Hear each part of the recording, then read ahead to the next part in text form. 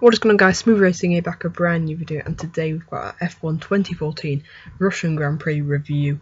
And then this was the 16th round of the FIA Formula 1 World Drivers' Championship, and of course this review will contain spoilers, so I'll just give you a minute to click off the video if you haven't watched the race yet.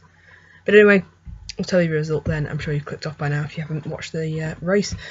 Lewis Hamilton then won from Nico Rosberg, Valtteri Bottas, Jenson Button, Kevin Magnussen, Fernando Alonso, Daniel Ricciardo, Sebastian Vettel, Kimi Räikkönen and Sergio Perez nicked the last point in his Force India, and just outside of the points was Felipe Massa, Nico Hülkenberg, both the Toro Rossos of Verne, Fiat, both the Saubers of Gutierrez and Sutil, both the Lotuses of Grosjean and Maldonado, and Ericsson was the last finisher in 19th, way off the back of the grid.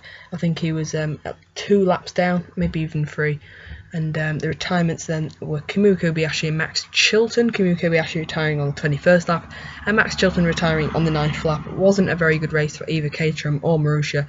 Definitely one of their worst races of the season. Numerous problems for them, and of course a very sad time for Marussia. And of course my thoughts are still with Jules Bianchi, but hopefully he'll make a speedy recovery, and hopefully his condition will improve in the coming days. But anyway, the race I think was fairly good. I'd give it 6 out of 10. Definitely wasn't the best race. We've probably been spoilt with some really good races in 2014, so that's why a lot of people were kind of bored, I think, about this race. But I did really like it. I really got the atmosphere of Russia. I really like the track.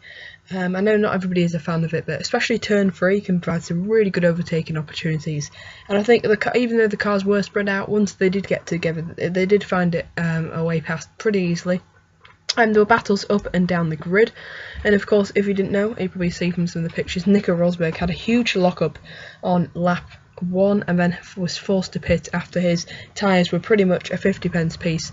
And amazing recovery drive from Rosberg. I think he did drop down into last place or second to last, because I think Massa also had to pit. I'm still not quite sure why he did pit on the lap 1, but I think it was probably a lockup, just like with Nico Rosberg. But those two basically were at the back, and those two were fighting all the way through the race to drag themselves up into the points positions. Everyone thought Rosberg would be getting high points, a podium. Ted Kravitz even quoted, to quote Ted Kravitz, was optimistic, but somehow Rosberg did manage to finish in 2nd place, and it was an amazing job. He didn't even have to hold off Bottas. 52 laps on a set of medium compound tyres must be a record in F1. I don't believe anyone's ever done that before, and executed it so well, and not to have a massive drop off at the end like we saw with, for example, Bottas in Singapore. So it was a superb job from Rosberg. But of course I won't give him driver of the day simply for the fact that he did make the mistake at the start of the race. But my driver of the day will be going to Kevin Magnussen for a brilliant effort to get up to 5th place, and to maintain that after a really difficult qualifying where he did a great result, but then was deducted 5 places. Once again, this seems to be a reoccurring event for Magnussen, where he is getting repeated penalties. But as I mentioned then, he did start 11th and did manage to get himself up into 5th, so definitely one of the biggest movers. I think the person with the most positions gained was Felipe Massa, and then the person who got the fastest lap, I believe, was Valtteri Bottas, who managed to get the fastest lap on the last lap of the race. But overall, it was a pretty good race. A few really quiet people, but didn't really do anything, basically. Alonso and Ricciardo, those two were quite close at the end, although Ricciardo never really tried to make a move on Alonso, it seemed. Those two kind of just were in a bit of stalemate, a bit of lockdown. And then earlier on, Vettel and Ricciardo running quite close.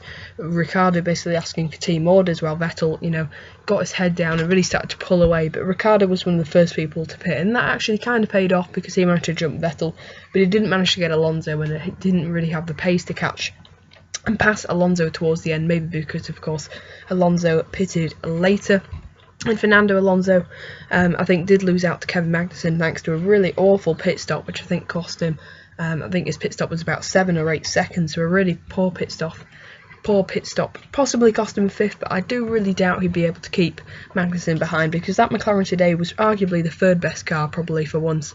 Probably faster than the Red Bull, and definitely faster than the Ferrari, so it's been a really interesting change of order at this Russian Grand Prix. But for me, the main question will be, can McLaren continue this form into the last 3 rounds? Because if they can, maybe they could catch Ferrari. A very long distance shout is that they could catch Ferrari, but if they do keep on putting in these results, then you never know. They do have an outside shot, especially, of course, with double points in the last round. And if Kimi Raikkonen keeps on underperforming. Of course, he came home in 9th, so still another points paying position for Kimi Raikkonen. He's definitely doing better, but really not back up to his best, and certainly away miles off Fernando Alonso, of course, who came in 6th, and pretty average race for him considering some of the races he's had in this past few years. But to be honest, he did outperform the car yet again, but you know, it seems to be a too familiar story. Fernando Alonso having to really outperform and really drag that Ferrari up into the points paying positions. And then further down, then 10th place was Sergio Perez, who did a decent job.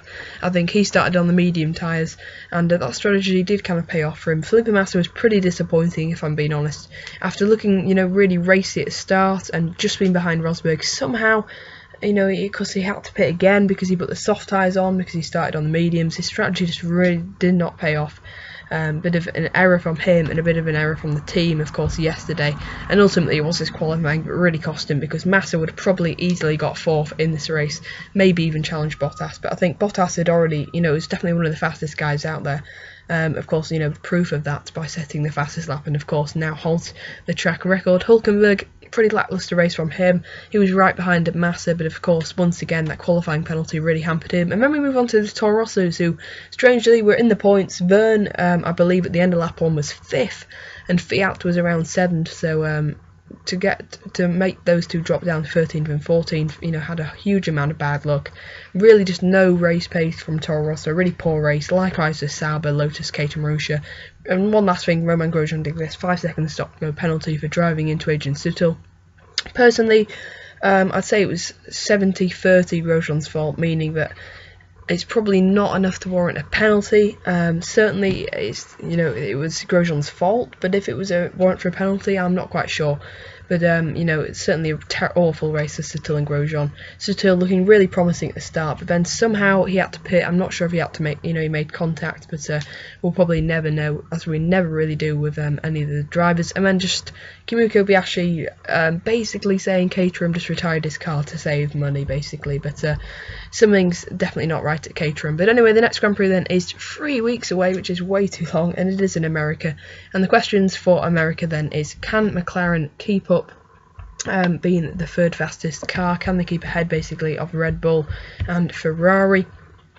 Who will be out on top, Hamilton or Rosberg? And of course, can Bottas split the Mercedes, as Bottas, if I remember rightly, was really good and really quick last year? And of course, the ever ongoing story of, can Sauber score points? But that's definitely not looking very likely.